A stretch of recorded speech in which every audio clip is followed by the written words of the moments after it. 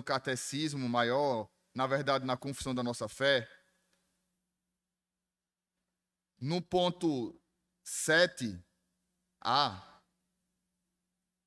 dizia o seguinte, que aquilo que nos é proibido ou mandado, temos a obrigação, segundo o lugar que ocupamos, de procurar que seja evitado ou cumprido por outros, segundo o dever das suas posições.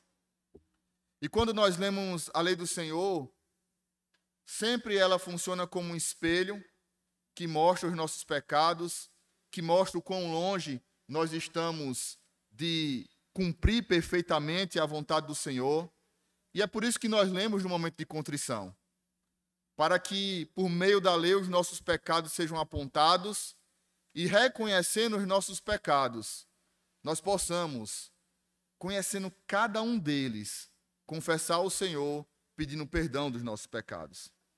E essa noite, meus irmãos, eu queria me deter ao 5º mandamento, honrar pai e mãe.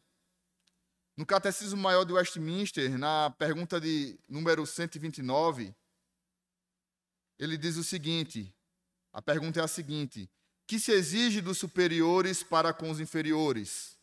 Lembrando que quando nós falamos honrar pai e mãe, como os irmãos em outro momento já aprenderam, esse mandamento não se refere apenas aos pais e às mães diretamente, nossos pais e mães biológicos, mas todas as autoridades que são colocadas acima de nós. E quais são o que exige desses superiores? Diz o seguinte, exige dos superiores, conforme o poder que recebem de Deus e a relação em que se acham colocados, ou seja, o lugar que ocupam, como nós lemos agora há pouco, que amem os seus inferiores, que orem por eles e o abençoe, que instruam, aconselhem, admoestem, aprovando e animando e recompensando os que fazem o bem, e reprovando, repreendendo e castigando os que fazem o mal, protegendo e provendo-lhes tudo o que é necessário para a alma e corpo, e que, por um procedimento sério, prudente, santo e exemplar, glorifiquem a Deus, honrem a si mesmos e, assim, preservem a autoridade que Deus os revestiu. E nesse momento, essas exigências dos superiores aos inferiores, eu queria me deter a uma parte específica. A necessidade que o superior tem de admoestar aquele que é seu inferior, de reprovar, de repreender aquele que está debaixo da sua autoridade. Meus irmãos, no nosso tempo, os líderes que são colocados como os bons líderes, ou aqueles que são, muitas vezes, colocados pelo povo como líderes bons, são aqueles que não tocam ou não apontam o nosso pecado. São aqueles que são simpáticos, são aqueles que em nenhum momento vão apontar o nosso erro, em nenhum momento vão falar mais firme e exortar o irmão que está seguindo um caminho mau. E é por isso, meus irmãos, que não só peca aquele líder ou aquele superior que se omite em fazer essas coisas, como nós lemos aqui,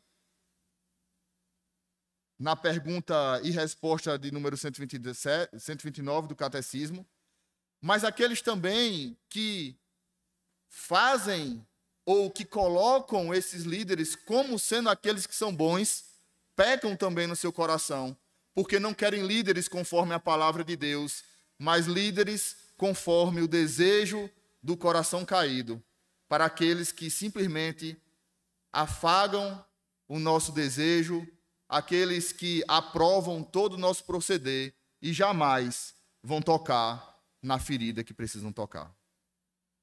É muito fácil, meus irmãos, quando nós olhamos para um país como o nosso e nós falamos como o nosso país tem sido injusto. Nós vemos assassinos sendo soltos, colocando em liberdade provisória e cometendo os mesmos erros. Isso é um absurdo da liderança, do magistrado civil. Nós vemos ladrões tomando posições de alta gestão do nosso país e dizemos que absurdo. Nós deveríamos ter uma justiça que pune os ladrões, que punem e não permite que esses homens estejam exercendo esse tipo de cargo. Nós olhamos para o magistrado civil e vemos aqueles que pronunciam alguma verdade ou algum tipo de discurso sendo presos por esse discurso. E nós nos revoltamos. E é claro, meus irmãos, que tudo isso é revoltante. E é claro que o magistrado civil que não está, como nós aprendemos em Romanos, louvando o que é bom e punindo o que é mal, ele vai se ver com Deus.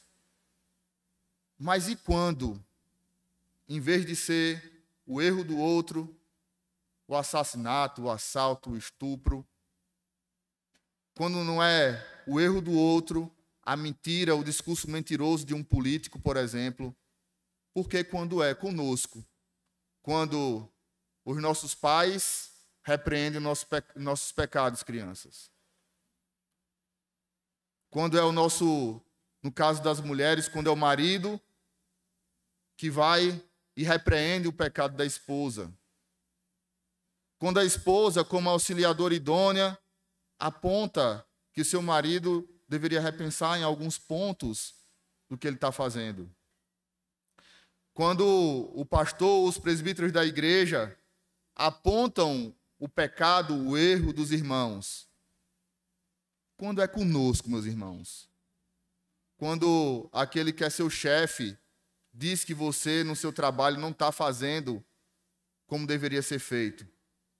Quando é conosco, nós temos essa mesma disposição de justiça, nós temos essa mesma disposição de ser submissos, nós temos a mesma disposição de glorificar o Senhor, porque o nosso superior está nos repreendendo e nos levando para um caminho melhor.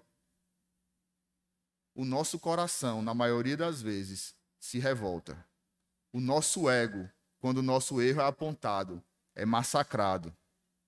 Todas as vezes que nós somos criticados, nós não conseguimos pensar em melhorar, mas a gente acha que é um ataque pessoal à nossa pessoa.